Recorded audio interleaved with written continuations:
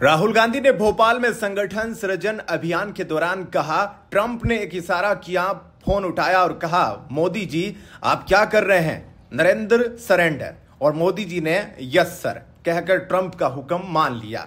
उन्होंने इसे 1971 के भारत पाकिस्तान युद्ध से जोड़ा, जब इंदिरा गांधी ने अमेरिका के 7वें बेड़े की धमकी के बावजूद दृढ़ता दिखाई थी।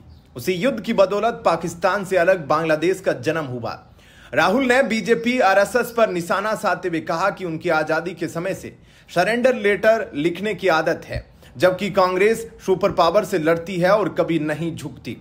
दरअसल राहुल गांधी का यह पूरा बयान ऑपरेशन सिंदूर के बाद डोनाल्ड ट्रंप के दावे को लेकर है। ट्रंप ने भारत पाक के बीच सीज फायर का श्रेय लिया था।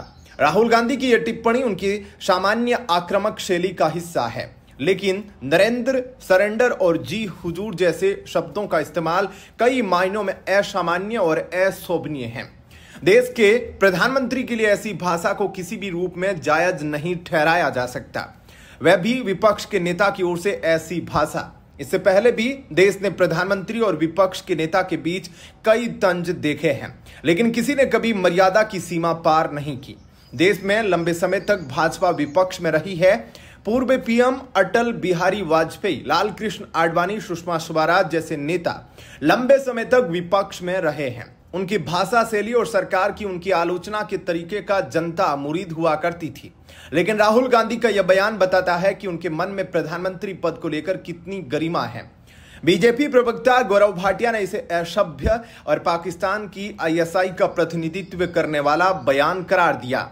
दरअसल भारत सरकार ने आधिकारिक तौर पर कह दिया है कि पाकिस्तान के साथ सीज फायर में किसी तीसरे पक्ष की कोई भूमिका नहीं थी, लेकिन राहुल गांधी बार बार सरकार की मंशा पर सवाल उठा रहे हैं।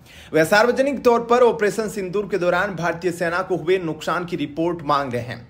उन्होंने एक्स पर एक पोस्ट में पूछा था कि पाकिस्तान ने भारत के कितने फाइटर जेट मार गिराए। इसी तरह उन्होंने विदेश मंत्री एस जयशंकर पर भी आरोप लगाया था कि उन्होंने ऑपरेशन सिंदूर शुरू होने से पहले भी इसकी जानकारी पाकिस्तान को दे दी।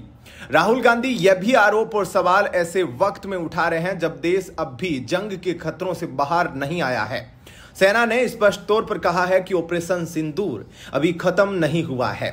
ऐसे में हर तरफ यही सवाल उठता है कि विपक्ष के नेता की यह भूमिका क्या वाकई देश हित में है? क्या राहुल गांधी के बयानों और पीएम मोदी को लेकर की गई अनुचित टिप्पणी से किसका फायदा होगा? राहुल गांधी और कांग्रेस को समझना चाहिए कि देश की अंदरूनी राजनीति अपनी जगह है और बाहरी खतरों से निपटने की बात अलग है। अगर देश सुरक्षित रहेगा तभी कांग्रेस या भाजपा का कोई दल सत्ता में आएगा।